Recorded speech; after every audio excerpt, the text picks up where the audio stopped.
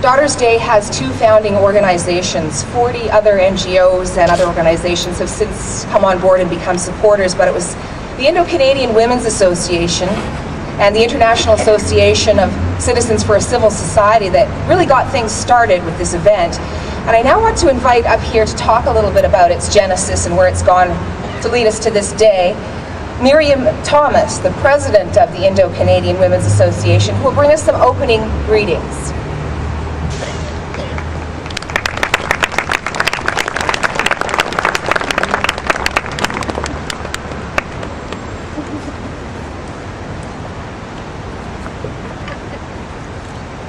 Welcome to all the dignitaries and friends who have gathered here to celebrate the inauguration of the first Daughters Day event. What is Daughters Day all about? It is a celebration of the achievements of women in various roles in the areas of politics, academics, teaching, business, sports, broadcasting, community development, to name a few. We need to be very proud of ourselves that we have made tremendous strides in areas we have never fathomed we have the power to establish ourselves in.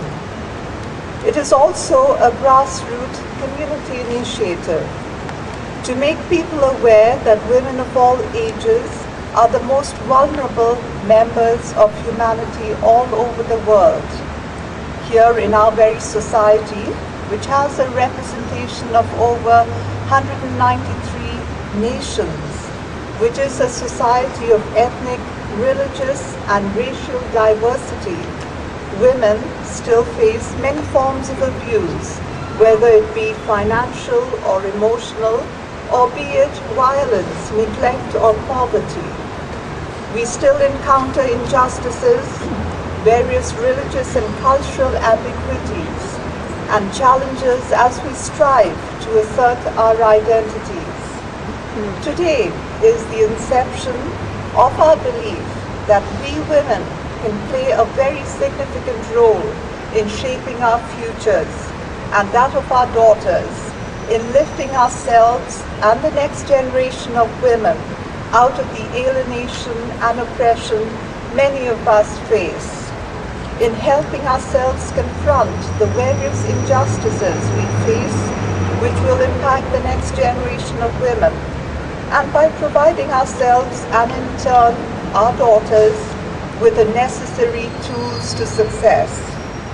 As we women constitute about 50% of our population, we cannot hope for peace, we cannot hope for freedom and progress, and have ourselves march forward with the remaining 50% of our male counterpart, unless we partner and collaborate with them, unless we empower ourselves with gender equality. Even small change can be instrumental in bringing about big change. We can be the shoulders, the shapers, the lifters of our daughters and theirs, and through our efforts we can seek a better life for them and for every woman, beginning in our very own community. We can be the role model for our children and grandchildren, just as our mothers were to us. For after all, we are all daughters of our mothers and mothers to our daughters. We can be the role model to the rest of the cities, the rest of the provinces, and to the rest of Canada. Today we can strive to attain a better future.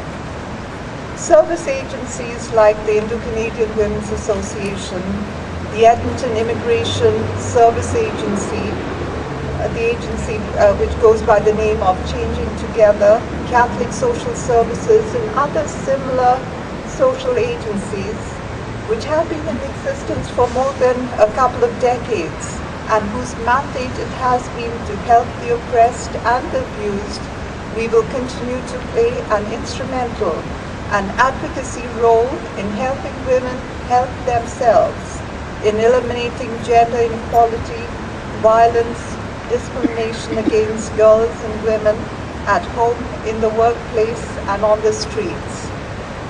As the president of the Indo-Canadian Women's Association, I would like to commend the organizing committee of this event, who through their tireless effort have been able to make this event, the inauguration, a reality.